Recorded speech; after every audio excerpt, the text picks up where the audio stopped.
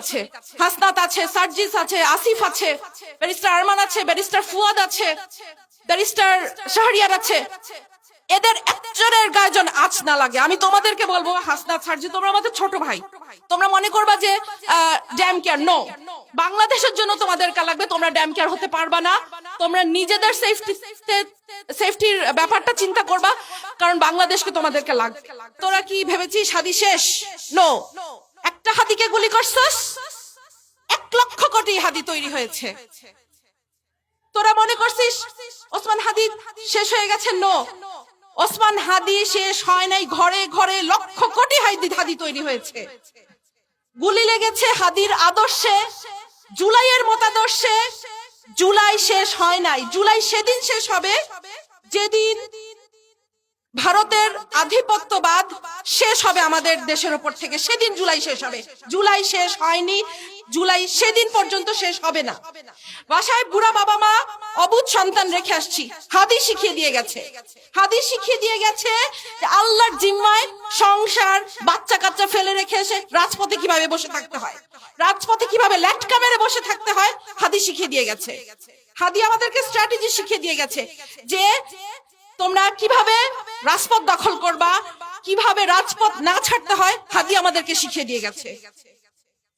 ৭১-এর ১৬ই ডিসেম্বর আমরা বিজয় দিবস পালন করি। আজকে মনে হচ্ছে আমাদের বিজয় আসে নাই।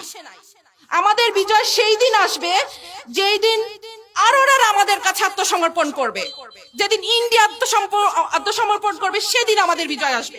ততদিন পর্যন্ত আমাদের বিজয়ের জন্য আমরা লড়ে যেতে থাকবো, আমাদের জুলাই চলতে থাকবে।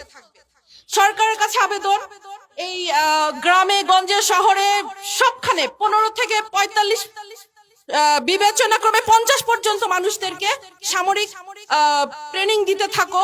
কারণ যেই 100 আততায়ী ঢুকেছে বর্ডার দিয়ে, এই 100 আততায়ীকে আমাদেরকে মোকাবেলা করতে হবে।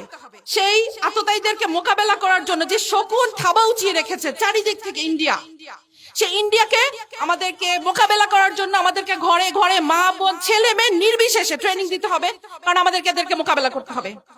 আমি ক্ষুদিরাম দেখি নাই, আমি আজাদ দেখি নাই, আমি হাদিকে দেখেছি। হাদি ছিল একটি বিপ্লব, বিপ্লবী নেতা কাকে বলে আমরা হাদিকে দেখে শিখেছি। নাওয়া খাওয়া সংসার বাচ্চা কাচ্চা ভুলে কিভাবে রাজপথ দখল করে থাকতে হয়, কিভাবে বলিষ্ঠ কণ্ঠস্বর, একটা আকুত ভয় কণ্ঠস্বর কিভাবে হয়, হাদিকে দেখেছি। আমি বলতাম হাদি হচ্ছে এই যুগের সাকা চৌধুরী। কোন ভাষা মানে না, ল্যাঙ্গুয়েজ মানে না, যেভাবে খুশি সে ভাষণ দিত। এখন তোদের বলতেছি যারা মেরেছিস, এখন কি মেয়ে মানুষের মুখ থেকে তোদের গালি শুনতে হবে? নে খা, দিব এখন তোদেরকে গালি। হাদি শিখে দিয়ে গেছে গালি কিভাবে দিতে হয়। পলিশ স্পিচ দিয়ে বিপ্লব হয় না, তোদের গালি দিয়ে তোদেরকে বন্ধ করতে হবে। তোরা হাদির গালি সহ্য করতে পারিস নাই, হাদিকে শেষ করে দিয়েছিস।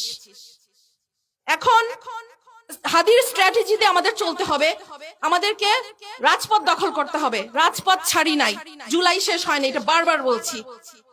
সরকারের কাছে আরো আবেদন, আমাদের আরো কিছু আকুতবয় সৈনিক আছে, হাসনাত আছে, সার্জিস আছে, আসিফ আছে, ব্যারিস্টার আরমান আছে, ব্যারিস্টার ফুয়াদ আছে, ব্যারিস্টার শাহরিয়ার আছে।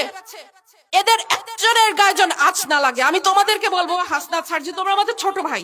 তোমরা মনে করবা যে ড্যাম কেয়ার, নো, বাংলাদেশের জন্য তোমাদেরকে লাগবে, তোমরা ড্যাম কেয়ার হতে পারবা না। তোমরা নিজেদের সেফটির ব্যাপারটা চিন্তা করবা, কারণ বাংলাদেশকে তোমাদেরকে লাগবে। তোমরা নিজেদের ড্যাম কেয়ার ভাববা না। আল্লাহ হাদিকে নিয়ে গেছে, হাদি দেখিয়ে দিয়ে গেছে ড্যাম কেয়ার কাকে বলে। বাট প্লিজ, বাংলাদেশের জন্য তোমরা ড্যাম কেয়ার থাকবা না। সরকারকে বলবো তোমরা এদের সেফটি সিকিউরিটি নিশ্চিত করবা।